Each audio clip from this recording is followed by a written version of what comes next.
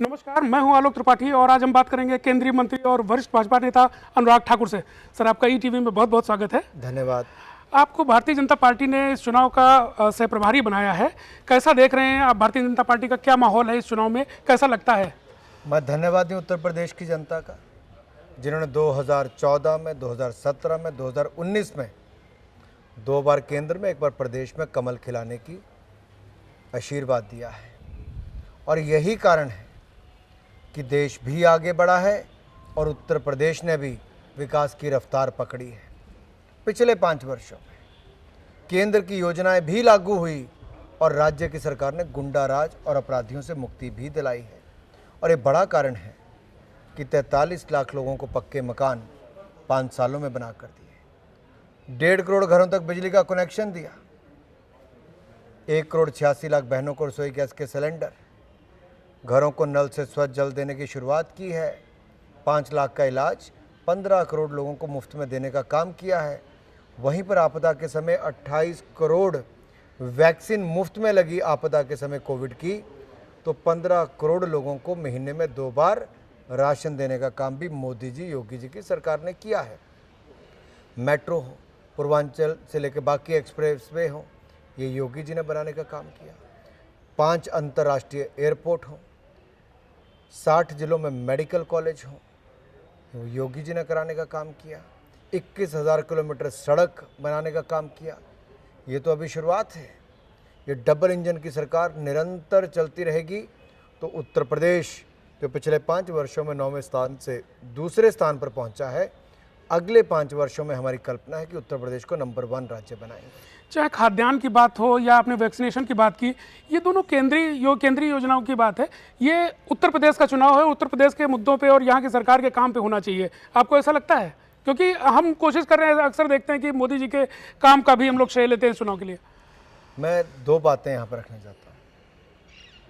अखिलेश जी की सरकार थी, बुंदेलखंड में एक तरह से सूखे की स्थिति थी, पानी नहीं था। मोदी जी ने केंद्र से पानी की ट्रेनें भेजी, अखिलेश यादव जी ने बुंदेलखंड के लोगों को पानी नहीं देने दिया। आज बुंदेलखंड में 44,605 करोड़ रुपए की लागत से केन बेतवा लिंक प्रोजेक्ट दे रहे हैं। मोदी जी, योगी जी इसलिए कहता हूँ, अगर 60% पैसा मोदी जी देंगे तो 40% पैसा योगी जी देंगे, राज्य की सरकार देगी। नल से स्वच्छ जल हर घर को देंगे तो केंद्र 60% पैसा देगा, तो योगी जी की सरकार यहाँ पर 40% देगी। इसी तरह से ही जो बाकी योजनाएं भी हैं उसमें राज्य का हिस्सा राज्य की सरकार देती है। डबल इंजन की सरकार इसीलिए कहा जाता है कि हम केंद्र से तो देते हैं। अखिलेश जी तब नहीं बनाते थे, हम तो प्रधानमंत्री आवास योजना के पैसे गरीबों के लिए देते थे, लेकिन अखिलेश यादव जी गरीबों के पक्के मकान नहीं बनाते थे। बिजली के लिए हम तब भी तार देते थे, तब नहीं लगवाते थे। यही अंतर है। हमने घर दिए तो योगी जी ने घर बनवाने का काम जमीन पे करवाया है।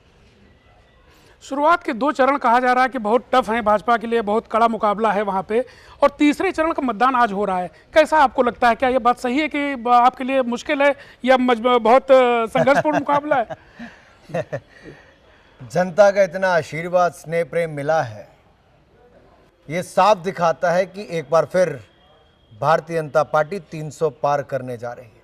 ये जनता के आशीर्वाद से ही है। जो काम किया है मोदी जी, योगी जी की सरकार ने, उसके कारण ही ये होने जा रहा है। और मैं इसके पीछे तर्क बता सकता हूं आपको। अखिलेश जी 2012 में अपने घोषणा पत्र में कहा था कि मुस्लिम युवाओं के आतंकवाद के चार्जेस को ख़त्म करेंगे, मुकदमे वापस लेंगे। पहली राजनीतिक दल ऐसा है जिसने धर्म के नाम पर, एक समुदाय के लोगों के नाम पर और आतंकवादियों के मुकदमे दर्ज वापस करने की बात की। वापस करने की, दर्ज करने की नहीं, वापस करने की। और कहा पुलिस वालों के खिलाफ कार्रवाई करेंगे। क्या ऐसे लोग सत्ता में होने चाहिए जो देश पर आतंक फैलाने वालों को संरक्षण देने का काम करे? साफ दिखता है सपा का हाथ आतंकियों के साथ। और मैं इसलिए कहना चाहता हूं, अहमदाबाद के जो सीरियल ब्लास्ट थे उनमें जिन 49 लोगों में से 38 को फांसी की सजा और 11 को उम्र कैद हुई है, उनमें से सीधे तार अहमदाबाद बम धमाकों के समाजवादी पार्टी से जुड़े हैं। हाँ, एक के पिता की फोटो आई है अखिलेश जी के साथ जो पहले आप दिखाई गई, और भाजपा ने आपने भी शायद प्रेस कॉन्फ्रेंस की थी।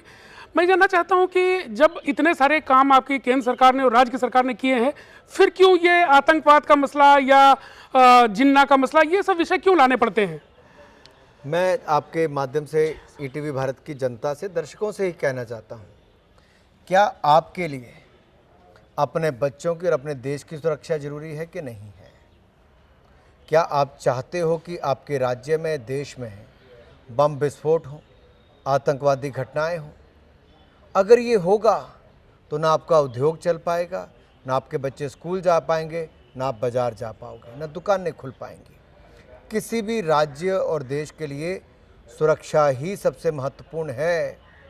और हमारी पार्टी ने, भारतीय जनता पार्टी ने, जीरो टॉलरेंस आतंकवाद के खिलाफ रखी है। जी। ये जो अहमदाबाद के हमले हैं, इसको एसआईटी का गठन मोदी जी ने उस समय किया, मुख्यमंत्री थे 2008 में, खुद गए घटनास्थल पर, पुलिस कमिश्नरेट खुद गए, अस्पताल खुद गए, एसआईटी बनाई, 19 दिन के अंदर इनको गिरफ्तार करने का काम आतंकवादियों को करने का किया था, मसला हल कर दिया। आज 2008 के 2022 हो गए, 14 साल लगे इनको फांसी की सजा सुनाने के लिए। मैं इतना ही कहूँगा, ये तो हमारी जीरो टॉलरेंस की नीति थी, तब जाके ये हुआ है। बहुत सारे केस कांग्रेस के टाइम पे ऐसे जो आज तक रिजॉल्व ही नहीं हो पाए। ये क्योंकि जाति और धर्म के साथ आतंकवाद को जोड़ते हो। आतंकवाद का कोई धर्म नहीं होता। अब आप कहोगे कि ये जो 49 चुने गए जिनको फांसी की सजा और उम्र कैद हुई, एक ही समुदाय के थे। मैं तो यही कहता हूँ, आतंकवादी आतंकवादी ही होता है। वो निर्दोष लोगों की जान लेने का काम करता है, भय पैदा करने का काम करता है, देश के खिलाफ काम करता है, देश को तोड़ने का काम करता है। और ऐसी देश तोड़ने वाली ताकतों को जब सपा का साथ मिलता है, मुख्यमंत्री अखिलेश यादव उस समय रहते हुए बिरयानी खिलाने के लिए आतंकी के पिता को बुलाते हैं, तो ये अपने आप में बहुत बड़ी प्रश्न चिन्ह खड़ा करता है कि सोच क्या है। आजमगढ़ को आतंकवाद का गढ़ बनाते हैं। मैं तो यही कहूँगा, ये वही हवा है, वही सपा है।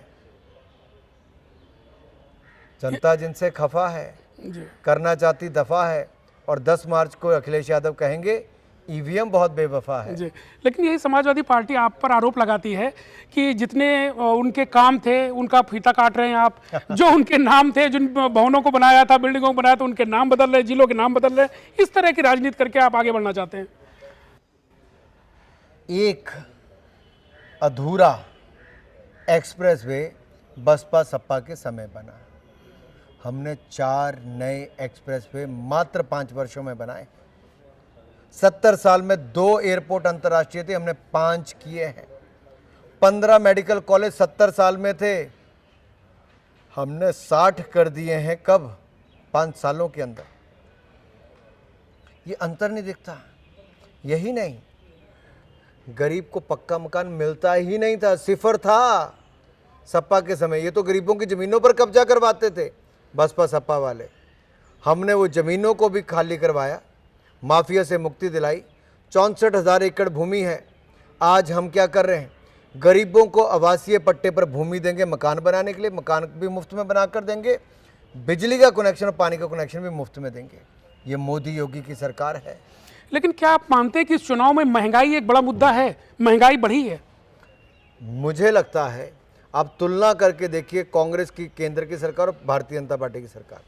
उनके समय 15% महंगाई थी, हमारे समय 4.5-5% महंगाई है, जो कि दुनिया भर के हिसाब से, भारत की अगर आप दृष्टि देखेंगे उसके हिसाब से ठीक है। कुछ आइटमों के दाम बढ़े होंगे, अंतर्राष्ट्रीय तेल के दाम बढ़े, उसका प्रभाव सीधे तौर पर यहाँ पर पड़ता है। लेकिन हमने केंद्र और भाजपा शासित राज्यों ने, साफ कहता हूँ, भाजपा शासित राज्यों ने तेल के दाम करने के लिए अपने टैक्स कम किए, लेकिन कांग्रेस शासित राज्यों ने नहीं किए। लेकिन विरोधी प्रचार कर रहे हैं कि चुनाव खत्म होते ही फिर पेट्रोल के दाम बढ़ जाएंगे। ऐसा नहीं है जी, राज्यों की सरकारों ने कम किए। जी, आज गुजरात में चुनाव नहीं है, हिमाचल में चुनाव नहीं है, मेघालय में चुनाव नहीं था, कर्नाटक में चुनाव नहीं था, हरियाणा में चुनाव नहीं था। हमने वहां सब जगह कम किए हैं, यूनियन टेरिटरीज में कम किए। ये भारतीय जनता पार्टी ने ही करके दिया है। बाकी तो केवल खोखले वायदे करते हैं, हम तो पक पूरे करने वाले हैं। कोविड-2 में कहा जा रहा है कि उत्तर प्रदेश सरकार बहुत असफल रही। हालांकि सरकार कहती है कि हमने बहुत अच्छा काम किया, पूरी दुनिया में हमारा नाम है, लेकिन ये बात सभी लोग मानेंगे कि उत्तर प्रदेश में बहुत मौतें हुई। आप इसको कैसे देखते हैं? आपदा का समय बहुत संवेदनशील था। ये दुनिया के सामने एक बहुत बड़ी चुनौती थी। किसी को पता नहीं था कि आगे क्या होने वाला है। उस समय मोदी जी ने देश में आत्मनिर्भर भारत का नारा भी दिया, वैक्सीन बनाने का काम भी भारत में हुआ, एक नहीं दो वैक्सीन बनाई गई और उत्तर प्रदेश में 27 करोड़ से ज़्यादा वैक्सीन लगी हैं। दुनिया के बहुत सारे देशों से ज़्यादा वैक्सीन उत्तर प्रदेश ने लगाई है। और आबादी के हिसाब से देखा जाए, दुनिया भर में के किसी भी देश के साथ आप उत्तर प्रदेश का तुलना कर लीजिए, उत्तर प्रदेश में मौतें बहुत कम हुई हैं। योगी जी ने इतना सफल काम किया है माइक्रो कंटेनमेंट जोन बनाकर कि जिसके कारण यहाँ पे मृत्यु कम हुई, यहाँ पे अस्पतालों में उस तरह से मुसीबत नहीं आई। यही कारण है कि मोदी योगी जी के प्रति जनता का प्रेम है। अखिलेश यादव जी और राहुल गांधी जी कहते थे ये तो भाजपा की वैक्सीन है, ये दोनों तो विदेश में जाके लगवा लेते हैं, गरीब जनता को तो मोदी जी ने लगवा कर दी, मुफ्त में लगवा कर दी। इन लोगों ने भय और भ्रम पैदा किया, हमने सेवा करने का काम किया और जान बचाने का काम किया। एक कंट्रोवर्सी हिजाब को लेके हुई है, बेंगलोर से शुरू हुई, जिसके बाद अब मामला कोर्ट में चल रहा है। भारतीय जनता पार्टी का क्या स्टैंड है इस कंट्रोवर्सी पे? देखिए, कंट्रोवर्सी तो कुछ लोग प्रयोग करते हैं चुनाव के समय। दिल्ली का चुनाव था तो कुछ लोग सड़कों पर आके बैठ गए, अगला चुनाव आया तो लोग राफेल को लेके बैठ गए, एक और आया तो 370-35 को लेके बैठ गए, उससे अगला है तो सीए एनआरसी को लेके बैठ गए। लेकिन चुनाव के बाद ये मुद्दे कहाँ हैं जनाब? चुनाव खत्म, इनके मुद्दे खत्म। ये तो हर चुनाव में नया प्रयोग करते हैं।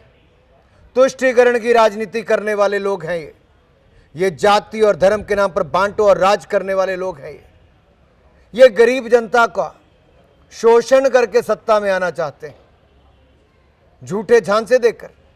ये जो पिछड़े के नाम पे, गरीब के नाम पे, किसी के नाम पे अपनी राजनीति करते हैं, सच्चाई ये है गरीब के नाम पे वोट लेके इन्होंने अपना पेट भरने का काम किया है।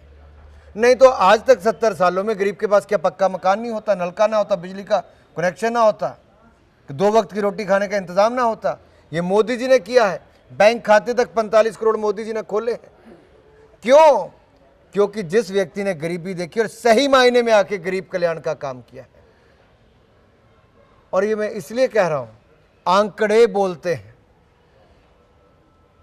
लेकिन जो आप ये कह रहे हैं कि ये कंट्रोवर्सी, ये मुद्दे तो आपको भाते हैं। कहा जाता है कि चुनाव के समय ऐसे मुद्दे भाजपा को लगता है कि फायदा दिलाते हैं। मैं आपको चलो एक बात और करता हूं जी।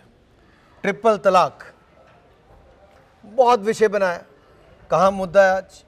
मुस्लिम बहनें बहुत खुश हैं कि नहीं खुश हैं? है कि नहीं? जब अरब के देशों ने ख़त्म कर दिया तो यहाँ पे कहाँ पे? और यही नहीं, इसके अलावा 18 साल से 21 साल उम्र शादी की तो बेटियों को हमने सशक्तिकरण किया कि नहीं किया? बेटी बचाओ बेटी पढ़ाओ, किसका सशक्तिकरण? बेटियों का। ट्रिपल तलाक से निजात, किसका सशक्तिकरण? महिलाओं का। ये जो बाकी सुविधाएं दे रहे हैं, महिला सशक्तिकरण है। गैस देना है, पानी देना है, शौचालय की सुविधा देना है, पक्का मकान देना है, 5 लाख का इलाज मुफ्त देना है, महीने में 2 बार मुफ्त राशन देना है। ये महिला सशक्तिकरण है जी। ये हमारी सरकार ने किया, मोदी सरकार ने, योगी सरकार ने। ये इन लोग इस पे बात नहीं करते, हिजाब की बात करते। क्या है हिजाब? क्या आपको हमने कहा कि आप जैकेट पहन के आइए, पैंट पहन के आइए, मैं कुर्ता पजामा क्यों पहने? ये हमारा अधिकार है। लेकिन बाहर है, मैं किसी कॉलेज स्कूल में पढ़ता हूं तो वहां की यूनिफॉर्म उस शिक्षण संस्थान का अधिकार है कि क्या ड्रेस कोड होना चाहिए। और ये आज कंट्रोवर्सी कहां से आ गई? इस चुनाव में आपने मैं पूछता हूं, आज ये कंट्रोवर्सी कहां से आ गई? क्या संविधान सबके लिए एक बराबर है कि नहीं है? बिल्कुल। जब यूनिफॉर्म सिविल कोड की बात आती है तो क्या है? एक समान अधिकार। उसमें सबसे ज्यादा सशक्तिकरण किसको मिलेगा? महिलाओं को मिलेगा। और इसीलिए ये लोग विरोध करते हैं, जो महिला रिजर्वेशन का विरोध करते हैं, ट्रिपल तलाक का विरोध करते हैं, महिलाओं को शिक्षा का विरोध करते हैं। ये चाहते नहीं कि महिलाएं घरों से बाहर निकलकर बेटियां शिक्षण संस्थानों में जाएं, हिजाब का बहाना लगाकर घर पे बांध के रखना चाहते हैं। जितनी महिला शिक्षित होगी, अपने अधिकार को उतना समझ पाएगी, उतना ही उसका सम्मान भी बढ़ेगा और सशक्तिकरण भी होगा। आपने काफ़ी प्रचार किया, उत्तर प्रदेश पूरा घूमे हैं, आपको क्या लगता है इस चुनाव में कितनी सीटें भाजपा जीत लेगी? 2017 हो, 19 हो, भाजपा ने ट्रिपल सेंचुरी लगाई और 2022 में भी ट्रिपल सेंचुरी लगाएगी, 300 पार करके दिखाएगी। जी, एक आखिरी सवाल आपसे, क्योंकि आप हिमाचल से आते हैं, पंजाब पे आपकी पैनी निगाह जरूर होगी, क्या वहाँ पंजाब में क्या अनुमान है, भाजपा वहाँ पे कैसा कर रही है? देखिए, अरविंद केजरीवाल जी वहाँ पर गए 2-3 बातें करने। क्या मुँह लेके अरविंद केजरीवाल जी वहाँ वोट मांगने गए? दिल्ली सरकार में तो उन्होंने ना पंजाबी को मंत्री बनाया, ना सिख को बनाया, ना महिला को बनाया। पंजाबी दूसरी भाषा थी दिल्ली में, उसको हटा दिया, उर्दू को बना दिया। दिल्ली में पंजाबी टीचर रखने का उन्होंने कहा था 3000 रखेंगे, नहीं रखे, जो 450 थे उनको हटा दिया। तो पंजाब में क्या मुंह लेके वोट मांगने जाएंगे? पंजाब में जाके कहते हैं कि मैं नशा मुक्त पंजाब कर दूंगा, जबकि दिल्ली में मोहल्ला क्लिनिक में दवा नहीं मिलती, लेकिन हर मोहल्ले में दारू मिलती है। ठेके खुलवा दिए 3-3। और नशा मुक्त पंजाब किसके साथ? भगवंत मान के साथ, जो आज एक बूथ की बजाय दूसरे बूथ पे पहुंच गए, जिनको पता ही नहीं, जिसको सुबह शाम का इंतजार नहीं करते। आपको लगती है ये नशा मुक्त करेंगे, मुफ्त नशा करेंगे? आपको लगता है आपकी पार्टी वहां सत्ता के करीब पहुंचेगी? भारतीय जनता पार्टी के बिना पंजाब में सरकार नहीं बन पाएगी। भारतीय जनता पार्टी बहुत अच्छा प्रदर्शन करेगी, नया पंजाब भाजपा के साथ ही बनेगा और हिंदू सिख भाईचारे के लिए भारतीय जनता पार्टी का पंजाब की सत्ता में आना बहुत जरूरी है। जहां एक और केजरीवाल जी जैसे लोग एक और सपना देखते पंजाब के मुख्यमंत्री बने या खालिस्तान के प्रधानमंत्री बने। जो व्यक्ति एक राज्य को खालिस्तान बनाना चाहता हो, बॉर्डर स्टेट के बारे में ऐसी सोच रखता हो, आप कल्पना कर सकते हैं वो अराजकता के लिए तो जाने ही जाते थे। इस तरह की सोच के बारे में भी बहुत बड़े प्रश्नचिन्ह खड़े होते हैं कि ऐसे लोग क्या राजनीति में होने चाहिए, और वो अपने आप को कहते हैं सॉफ्ट टेररिज्म। सर, हमसे बात करने के लिए बहुत बहुत धन्यवाद। धन्यवाद। ये थे केंद्रीय मंत्री अनुराग ठाकुर, जो बता रहे थे कि उनकी तैयारी कैसी है, उनकी पार्टी कैसा कर रही है इस चुनाव में। कैमरामैन विजय के साथ मैं आलोक त्रिपाठी, ईटीवी भारत, लखनऊ।